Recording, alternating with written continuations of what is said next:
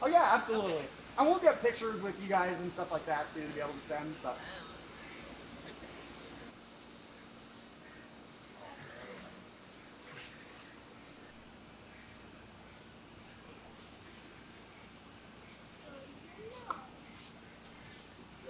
yeah, so that's the spray port. Yep.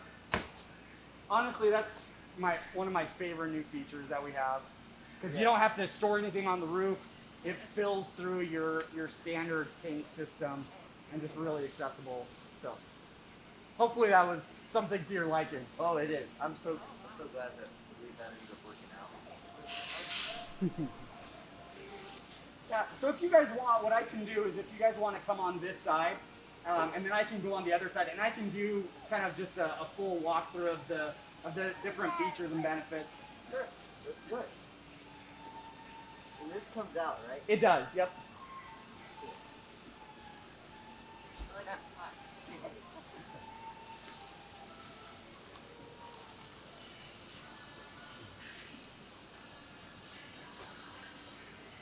I'm going to close this door so I can kind of show you. Okay. Okay, so Let's listen. We're gonna learn about. So this is a 2020 meaner beam. So the big feature on the meaner beam is the Timbren 3500 HD independent axle-less suspension. You guys ended up getting several options on this. The first one is the rock sliders. This is a great option. It is stand-on. It's through-bolted through the frame, which makes it really nice for all the rooftop accessories that you have, and to be able to get to the rooftop tent as well. The other major feature on the meaner beam is the stand-on fender. So really nice where you can actually stand on this. Most other manufacturers, they have a huge decal on it that says not a step.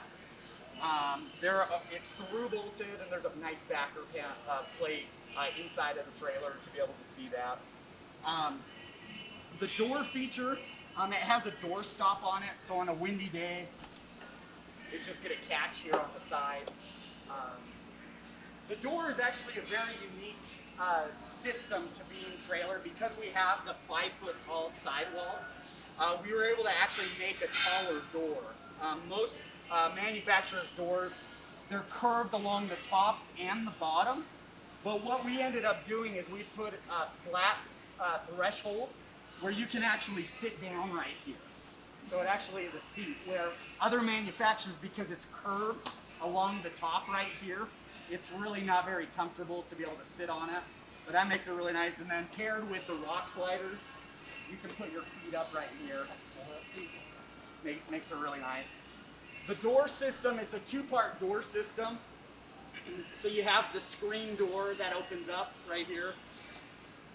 Show that to you one more time. You just push that in, and that locks into the frame.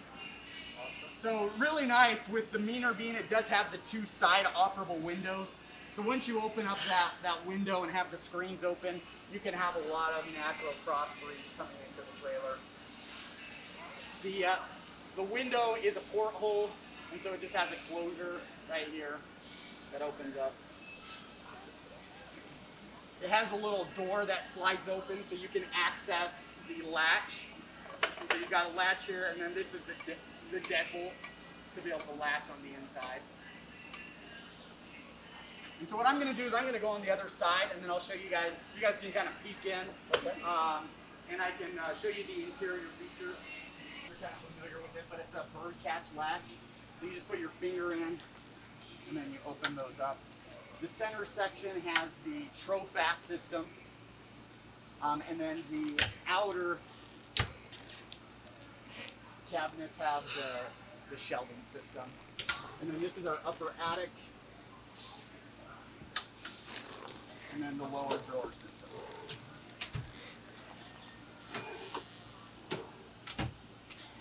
So who's going to be sleeping on the bunk bed? You are? You want to come and show us? You want to show us how you get in?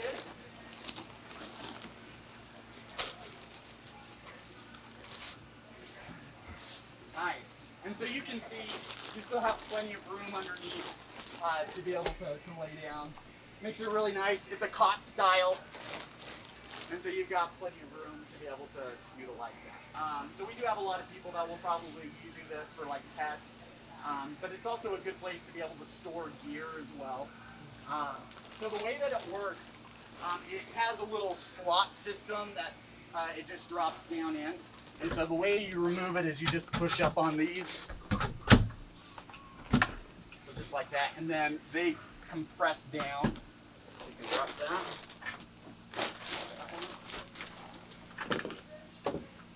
Just like that. And then this is the way that the table mount system works. Put that there.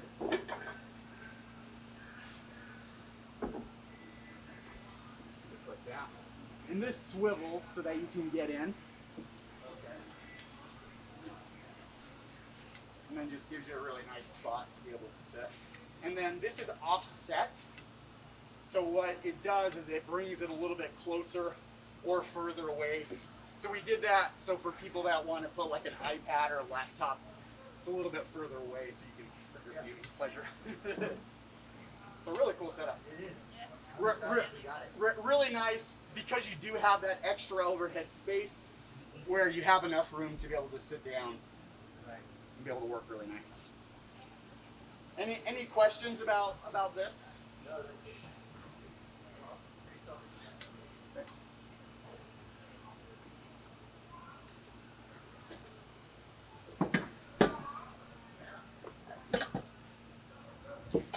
So is the floor all one-piece fiberglass too? So it's the resin composite material, Okay. and then we have an aluminum pan system that we build into it. But it is the fiberglass flooring. First off is the backer panel that you have, the backer plate for the stand-on fenders. That's located on both sides. And then in the meter beam, it does have the two side operable windows. So the way to be able to activate those is you just push these two buttons together and then you lift those up. It does have two stopping points along the way. And then you have blinds that are just tension that you just pull down on.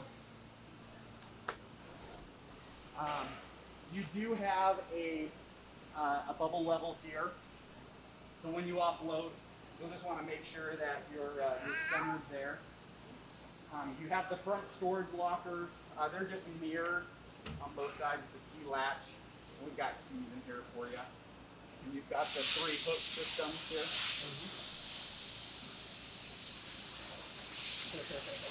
Thank you. So this is your battery box. You have the lithium battery. It's secured with 4 Phillip head screws. I'm gonna move this out of the way so that I can show you. Okay. Why don't I have you come in right back behind there, and I'll show you the items. So right behind the battery box, that's where your solar port is located. And so this attaches with the SAE port, and that just plugs just right in, just right behind it. Okay. And then I'm gonna have you reach your hand back behind there. There's a little black switch or a red knob. Yeah. Do you feel it? Yeah. Okay, so right now, is it in the horizontal or the vertical position? Vertical. Okay, so vertical, what you're gonna wanna do is, let's have you flip it to horizontal. Okay, so horizontal is the direction that you're gonna want it for the majority of the time. The vertical is in the storage position. And so when you're utilizing the trailer, you're gonna want it in the horizontal position. To charge the trailer, it needs to be in the horizontal position as well.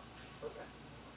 So I guess the light still works regardless of what position it's in, or? It will, correct, because right now we're connected to shore power. Oh, okay. So here, let me show you.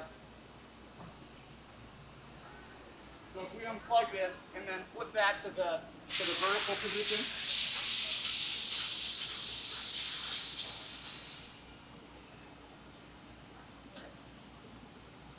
So that just killed all the power.